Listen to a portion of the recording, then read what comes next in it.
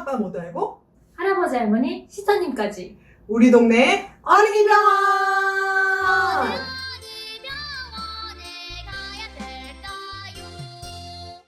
선생님, 아이를 키우시는 부모님들이라면 이 두 가지 단어는 들어보셨을 거예요.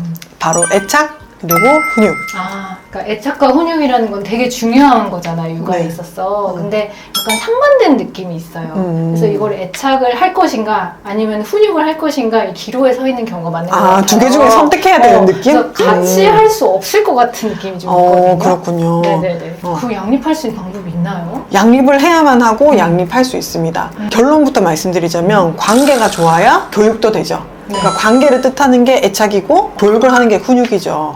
관계가 안 좋은 사이에서는 아무것도 가르칠 수가 없어요. 시대에 따라서 조금씩 많이 달라졌어요. 그러니까 지금의 우리 세대는 훈육은 좀 안 하고 싶어 하고 그죠. 애착을 중요시 생각하고 사랑을 좀 더 많이 주고 싶어 하시잖아요. 맞아요. 그러니까 지나치게 권위적인 육아 방식 속에서 자라신 분들이 권위에 대한 반감이 생겨서 좀 약간 친구 같은 부모.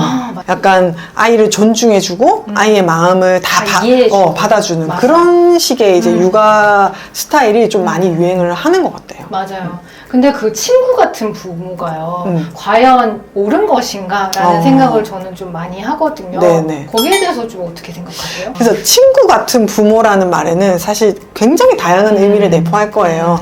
나와는 다른 존재라고 존중해주고 또 그 사람의 마음을 이해해주고 그래서 그런 의미에서는 좋지만 이 친구 같은 부모라는 문구 자체는 저는 조금 오해를 불러일으킬 수 있지 않나, 맞지 않다 이런 생각이 들어요. 왜냐면 이제 부모는 친구가 아니거든요. 그쵸.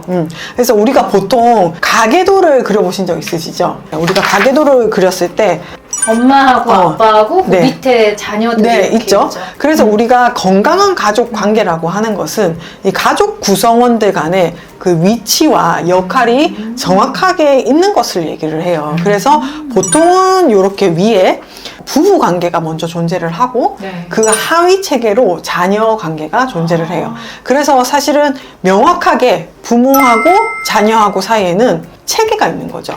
그런데 이 체계가 너무 경직되어 있고 너무 엄격하다면 권위적인 게 되겠지만 반대로 너무 경계가 모호하다면 그러면 이 경계 또한 무너져서 나의 역할을 제대로 할 수가 없게 되는 거죠. 그쵸. 근데 부모라고 하면은 어떤 역할이 주됐다고 생각하세요? 부모는 이제 옳고 그름을 알려주는, 그리고 이제 옳은 쪽으로 자꾸 이제 아이를 끌어당겨주고, 네. 끌어당겨주면서 조금 이제 아이를 믿고 좀 기다려주는 그런 네, 역할이 되게 중요하다고 생각해요. 네, 맞습니다. 그래서 이제 부모는 사실 아이에게 있어서는 등대 같은 존재죠. 등대. 아이들은 태어나면 뭐가 옳고 뭐가 그른지 내 행동에서 어떤 행동은 적절하고 어떤 행동은 부적절한지 나는 어디까지 해야 되고 어디는 안 해야 되는지를 잘 몰라요. 그렇죠. 그래서 부모는 아이의 이런 행동들을 선택적으로 반응하고 경계를 지어줌으로 해서 아이의 행동을 점점 적절하고 성숙하게 만들어 나가는 역할을 하는 거예요. 그렇죠. 부모가 필요할 때는 권위를 가지고 선택을 해줘야 되는데 친구 같은 부모거나 권위가 없는 부모라고 하면은 이런 중요한 순간들에서 그렇게 하기가 아이에게 힘들겠죠. 가이드를 주기가 힘들죠. 그러니까 생각해보면 친구는 힘들 때 위로는 해주고 네. 이제 공감 같은 거는 잘해줘서 좋은데 네. 어떤 상황에 처했을 때 이제 가이드라인을 제시해주진 않잖아요. 그렇죠. 그래서 우리가 영유아기 때는 사실 아이들이 먹고 싶을 때 먹고 자고 싶을 때 자고 싸고 싶을 때 싸고 이제 그런 거에서 뭐 너 나중에 싸 뭐 이렇게 하진 않잖아요. 근데 이제 점차적으로 아이들이 선택적으로 자신의 행동을 조절하는 능력을 키워야 나가야 할 때가 옵니다. 그게 이제 보통 우리가 만 3세 전후라고 하죠. 그래서 우리가 훈육, 교육을 하는 것도 만 1, 2세 때는 무조건적인 수용, 그 다음에 아이를 품어주고 안전하게 돌봐주는 것이 가장 중요하지만 그 이후부터는 아이의 행동에 대해서 적절하게 반응을 해서 아이에게 한계를 설정해 주는 것이 부모의 정말 중요한 의무 중에 하나인 거죠. 그래서 특히 우리가 이 거름만 시기에 자기 주장이 엄청 강해지잖아요. 맞아요. 그래서 저번에 2세, 4세, 미운 2세, 미운 4살 이렇게 네네네. 해가지고 그 우리 컨텐츠 있잖아요. 네. 거기서도 이게 어떤 발달 과업인 거다. 네네. 그래서 이거를 좀 인정해주고 네. 본인이 스스로 주장을 펼치게 놔둬야 된다라고 말씀을 해주셨는데 아까 그 한계를 정하는 거랑 약간 또 상반된단 말이에요. 어디까지 통제를 해야 되느냐 질문을 많이 주셨는데, 이 발달 과업 중에 내가 개별된 인간이라는 개체성과 내가 스스로의 의지로 뭔가를 할 수 있다는 자율성도 있지만 이것과 함께 커가야 되는 게 바로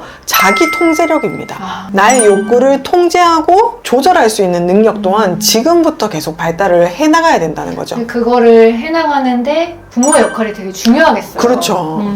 이제 여기서 뇌에 대해서 조금 설명을 드릴 텐데, 우리가 뇌가 만 6세까지 정말 많이 발달을 한다고 했잖아요. 뇌는 뭐 의학적으로 다양하게 부위를 나눌 수 있지만 오늘은 크게 3가지 구조로 제가 설명을 드릴게요. 가장 기초적인 부위는 생명의 뇌, 그러니까 생명 유지하고 호흡하고 이런 것들, 이 정도 뇌는 파충류도 가지고 있는 거예요. 그렇죠. 그 다음에 포유류의 뇌는 포유류 정도가 되면은 감정을 느끼는 뇌가 발달해 있기 때문에 요거 그 다음 단계가 감정의 뇌. 그 다음 인간을 인간답게 만드는 뇌가 바로 이성의 뇌입니다. 여기서 하는 게 학습, 인지 이런 것도 있지만 조절력. 내가 하고 싶을 때 그냥 하는 게 아니라 내가 하고 싶지만 참고, 하기 싫어도 하고, 내가 화가 나지만 좀 참고. 이런 자기 조절력. 이런 것들이 발달을 해야 되고, 그것이 바로 인간을 인간답게 만드는 거죠. 학습을 해야 되는 거네요. 그렇죠. 계속 꾸준하게 배워 나가야만 발달이 되는 뇌의 부위죠. 만 이제 3세부터 네. 학령 전기까지는 이러한 뇌 발달이 정말 또 많이 이루어져요. 그렇기 때문에 이 시기에는 우리가 유치원생을 떠올려 보시면 돼요.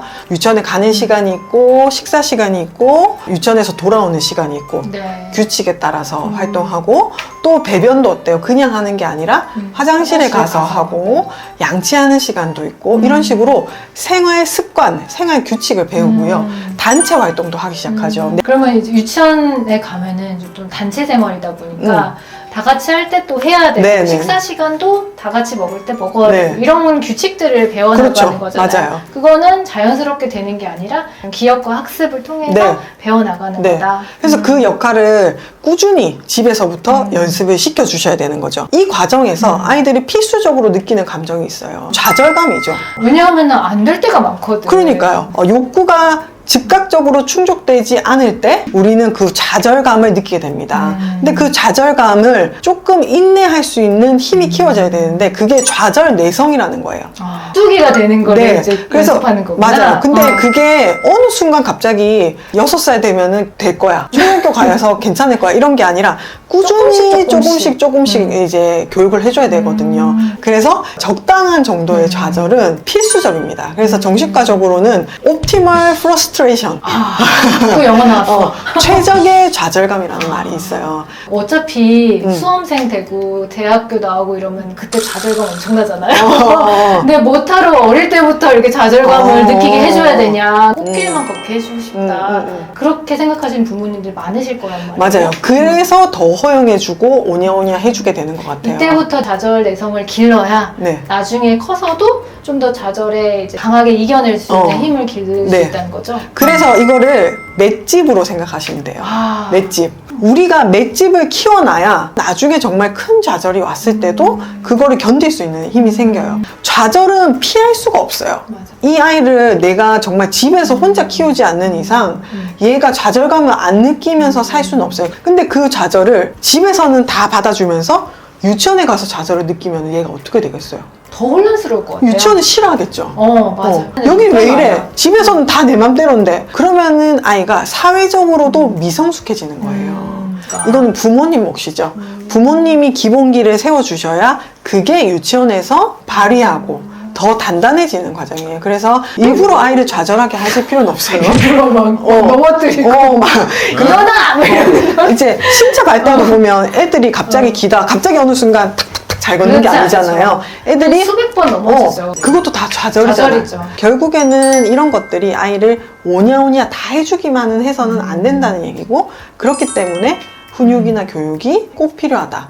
이 말씀을 드리려고 해요. 그러면 초반에 애착과 훈육 말씀을 해주셨잖아요. 그걸 양립을 해야 된다고 말씀하셨는데, 그러니까 너무 오냐오냐 하면 안 되니까 이제 훈육도 같이 필요하다고 네. 하셨잖아요. 네네. 그러면은 이거를 어떻게 양립을 해야 돼요? 부모가 먼저 해야 된다는 거는 뭔가를 교육시키고 아이가 좌절감을 느끼더라도 한계를 설정하는 것이 부모의 역할인데 그 이유는 부모가 가장 가까운 사람이기 때문이에요. 부모하고 아이의 관계가 안정감이 있고 애착 형성이 잘 되어 있다면 조금 부모가 한계를 설정하고 내가 원하는 욕구를 즉각적으로 들어주지 않는다고 해서 엄마가 날 싫어해. 우리 관계는 끝이야. 네. 뭐 이런 식으로 애착이 한 번에 무너지지 않는다는 거죠. 그렇기 때문에 가장 단단한 관계인 부모가 먼저 조금씩 한계를 설정을 해줘야 되는 거고 그런 안전한 관계에서 좌절감을 느끼고 한계 설정을 경험한 아이들이 그 다음 단계인 유치원 관계, 친구 관계에서도 그 한계를 잘 이어나갈 수 있다는 뜻이에요.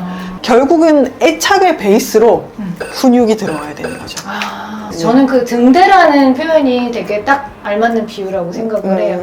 그래서 등대도 어떤 바운더리를 딱 정해주고 중심을 잘 잡아주는 네. 거잖아요. 그래서 중심을 잡아주는 거는 애착이고 네. 비춰주고 보호해주는 선에서 한계를 정해주는 거는 훈육. 맞아요. 그래서 오냐오냐 하는 것만이 애착 관계를 단단하게 하는 방법은 아니다. 적절한 좌절감도 꼭 필요하고 네. 훈육도 필요하다. 네. 오늘도 좋은 말씀 감사합니다. 다음에 또 봐요. 안녕.